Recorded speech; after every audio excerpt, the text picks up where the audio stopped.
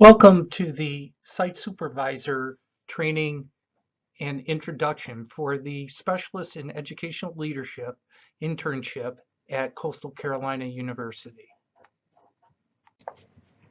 First, let us thank you for your participation in this important mentor-protege process. Your primary role as a site supervisor is to act as a mentor, exposing the intern to as many aspects of your own position, as well as those at the role of the superintendent and other areas of district office responsibility. The interns are skilled professionals and are responsible for being proactive in drafting and working through the process of the entire internship. The general principles of the internship are contained in the EDS handbook that will be emailed to you. Overall, this is a collaboration between the intern, you as the site supervisor, and the university supervisor who acts as the overall supervisor of the internship. Think about some aspect of your job and your responsibilities that you constantly can't get to. That is the iron in the fire. This might be a perfect place to start to think about where your intern can help. Part of the internship requirements is a capstone experience. That means that the intern leads all aspects of the project. The interns have done substantial work in areas of their own interest in a previous course to help them clarify areas that they may want to work in during their internship. Perhaps some of that work can be adapted to assist you in your responsibilities. If you have any questions or concerns, contact your intern's university supervisor. This graphic depicts the internship structures and requirements. The first internship is at the district office level and is portrayed on the left side of the graphic. The interns in both of these settings, both at the first and second internship, are to spend between 9 and 12 hours per week working on the internship, both directly at the site and conducting associated work either off-site or electronically. It begins in January with the first internship, which lasts through the end of April. This translates to a minimum of 144 hours of work in the first internship. These hours are spent on two different types of activities in the first internship, either major internship activities known as IAs or practicum activities known as PAs. All activities are written up as plans by the intern, which are submitted to you as the site supervisor for approval. Once they get your approval, they are submitted to the university supervisor for their perusal and approval. The second internship is in an organization other than the district office in which the intern is employed. During the second internship that extends through the summer sessions as needed at CCU, interns finish the number of hours left to fulfill the minimum of 216 total internship hours. The interns in the second internship use the same internship activity process for their respective internship activities. This slide outlines the location and temporal requirements of the internship. Over the two internships, the intern must demonstrate that they have addressed all 6 of the accreditation requirements for CCU, which are the ELCC district level standards. This slide gets at the core of the internship. Internship activity plans, or IPLs, are constructed by the intern and site supervisor. These plans are submitted electronically to the university supervisor by the intern when authorized by the site supervisor.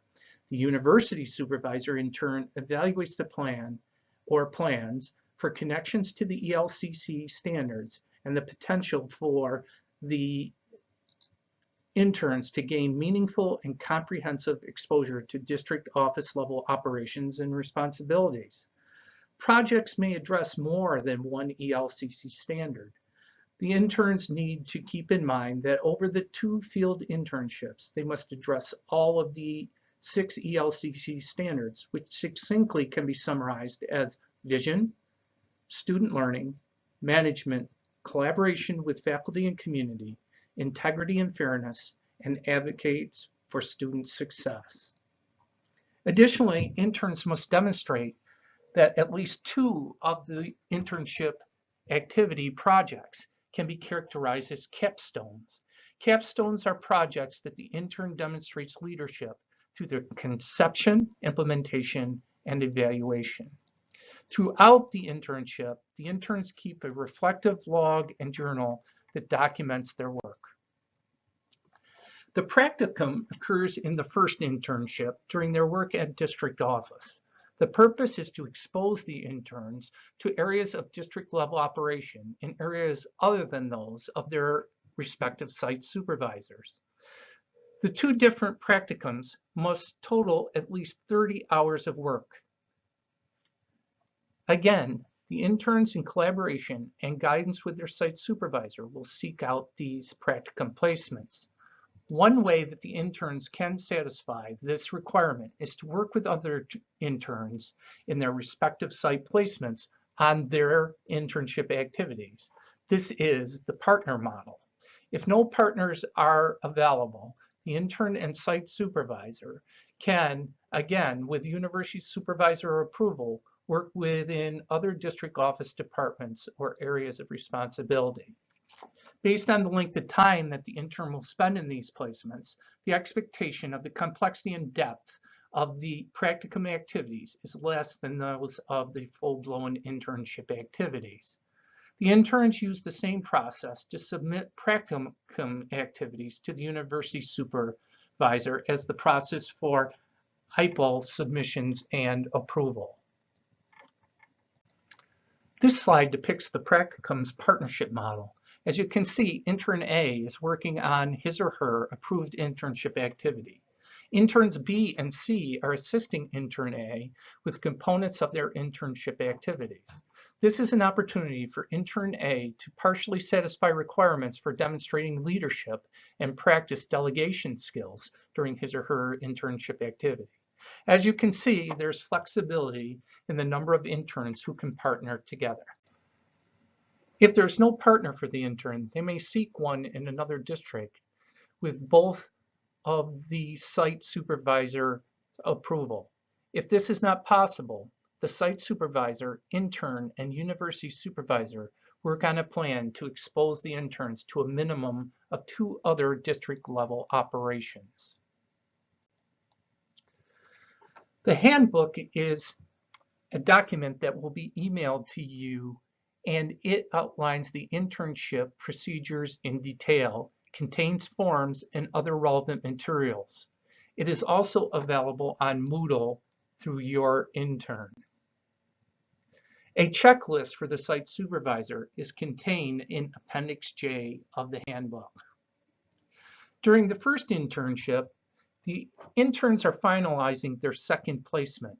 The second internship is not in the intern's district of employment and can be in a business, another school district, a governmental agency, or nonprofit organization.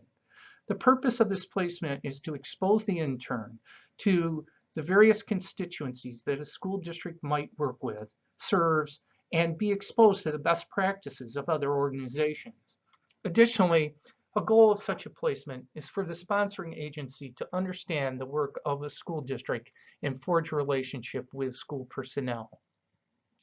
The procedures for the second internship are the same as the first internship, with the exception of the practicum structure. The practicum components are not required in the second internship. In conclusion, we again want to thank you for your help in this very important process and in the forming of the next generation of district level educational leaders. If you have any issues, concerns, or questions, do not hesitate to contact the intern's university supervisor at once. Thank you again.